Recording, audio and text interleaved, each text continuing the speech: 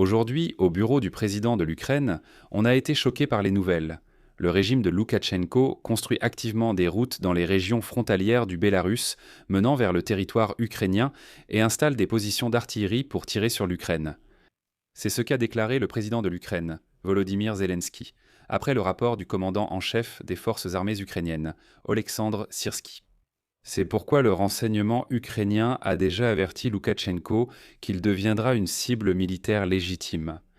Au même moment, selon l'Institut pour l'étude de la guerre, le Kremlin utilise la Biélorussie pour préparer une guerre également contre les pays baltes. Et cela est particulièrement important dans le contexte où même l'ancien ministre de la Défense russe, Sergueï Shoïgu, a directement menacé les pays baltes et la Finlande de guerre et a même adressé une sorte de demande à l'ONU pour l'application de l'article 51 de la Charte des Nations Unies qui prévoit le droit à l'autodéfense.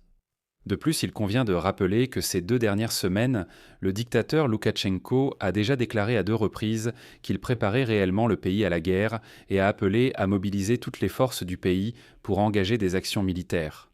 Alors que se passe-t-il réellement et faut-il s'inquiéter du fait que la Biélorussie puisse à nouveau être entraînée dans la guerre contre l'Ukraine? C'est de tout cela que nous allons parler aujourd'hui. Je m'appelle Alexei Petchi, discutons ensemble de ce sujet, mais avant de commencer, laissez un j'aime, abonnez-vous à la chaîne et laissez n'importe quel commentaire sous cette vidéo. Et abonnez-vous à ma chaîne Telegram Petchi News, le lien est dans la description. Alors, dans les régions frontalières de la Biélorussie, des routes y sont en cours d'aménagement et de construction menant vers le territoire ukrainien, ainsi que l'installation de positions d'artillerie déployées en notre direction. La Russie va encore une fois essayer d'entraîner la Biélorussie dans sa guerre. C'est ce qu'a déclaré le président ukrainien Volodymyr Zelensky après une réunion avec le commandant en chef des forces armées ukrainiennes, Oleksandr Syrski. Zelensky a immédiatement chargé, par les canaux appropriés, d'avertir la direction de fait de la Biélorussie de la préparation de l'Ukraine à défendre son territoire et son indépendance. Selon Zelensky, le commandant en chef Oleksandr Syrski a fait un rapport sur la situation au front. Citation. Tout d'abord concernant le front. Je remercie toutes nos unités qui tiennent leur position et repoussent les assauts russes. En avril, le rythme élevé de destruction des occupants se maintient. La Russie n'arrive pas à reprendre l'initiative sur le front et c'est important. On constate une tentative du contingent d'occupation de procéder à une réorganisation de ses forces, très probablement afin de compenser le manque d'effectifs.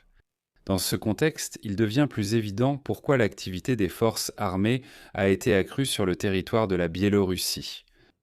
Je rappelle que Loukachenko a récemment inspecté la préparation au combat de l'armée biélorusse. Et maintenant, la partie la plus importante de la citation de Zelensky.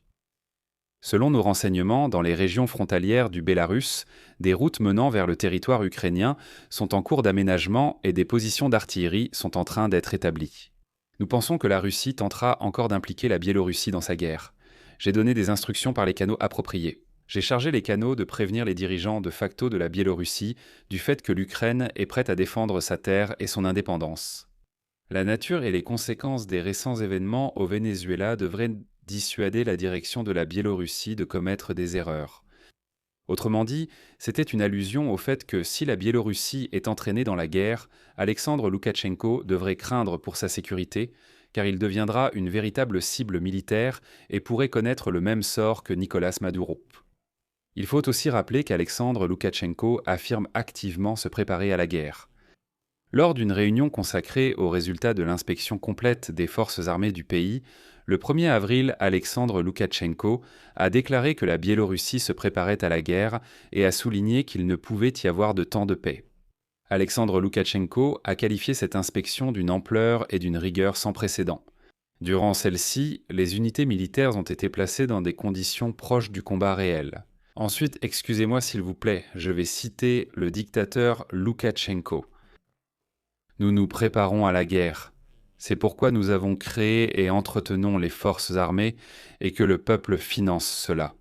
Si jamais quelqu'un décide de nous parler et de nous regarder à travers le viseur d'une arme, nous répondrons. C'est à cela que nous nous préparons. En temps de guerre, la Biélorussie peut porter ses effectifs militaires à un demi-million de personnes. Le niveau des tâches et le rythme de leur exécution lors de l'inspection étaient indiqués par la gravité de la situation géopolitique, les événements et les menaces extérieures. À cet égard, узким границам.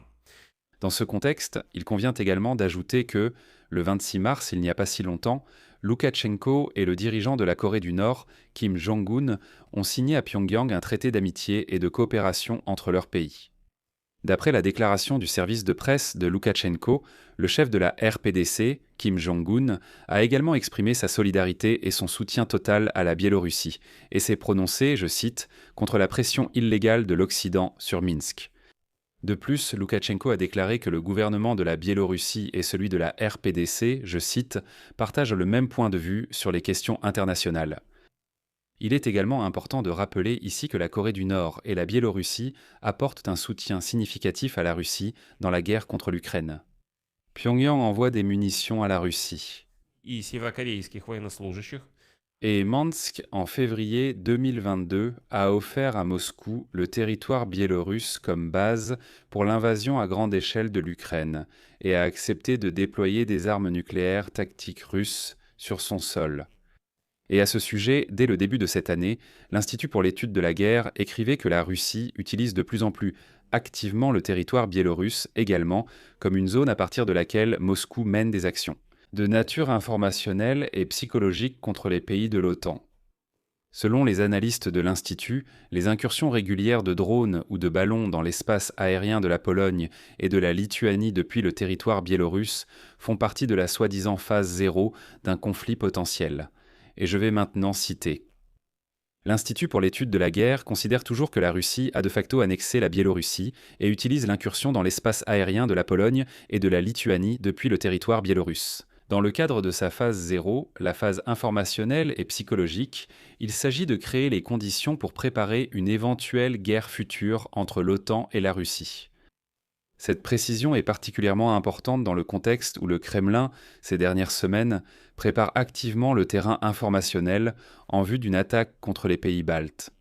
J'en ai parlé en détail dans l'épisode précédent. N'hésitez pas à aller sur la chaîne et à regarder. Mais le Kremlin veut aussi créer immédiatement plusieurs points de tension sur le territoire de la Biélorussie afin que tous les voisins de la Biélorussie soient obligés d'être constamment sur leur garde. Ici, on reconnaît que cette vérification de l'armée biélorusse visait à pouvoir envoyer les Biélorusses en guerre contre l'Ukraine, si nécessaire. Pas forcément depuis leur territoire, mais sur n'importe quel point du front, car les Russes rencontrent des problèmes d'effectifs. Et voilà que le 14 avril, Loukachenko répète de nouveau que le pays se prépare à la guerre. C'est pourquoi il exige de ses fonctionnaires de se mobiliser pour traverser ces temps difficiles. Et je terminerai cette émission par une citation du dictateur Loukachenko. Nous devons nous mobiliser maintenant pour traverser ces temps difficiles. En plus, ce sont des temps incompréhensibles. Moi, en tant que président, je ne sais pas à quoi vous préparer. Voilà, nous travaillons pour vivre. Un seul slogan. Nous travaillons pour vivre. Pas simplement survivre, mais vivre. Personne ne sait ce qui va se passer ensuite. Et ce que feront les puissants de ce monde. Je mets des points de suspension ici. Donnez votre avis et vos conclusions dans les commentaires sous cet épisode. Et si vous souhaitez soutenir le travail de cette chaîne, vous pouvez le faire grâce aux liens et coordonnées dans la description de cette vidéo. Je vous serai reconnaissant pour vos dons. C'est tout pour aujourd'hui. Prenez soin de vous. Au revoir à tous.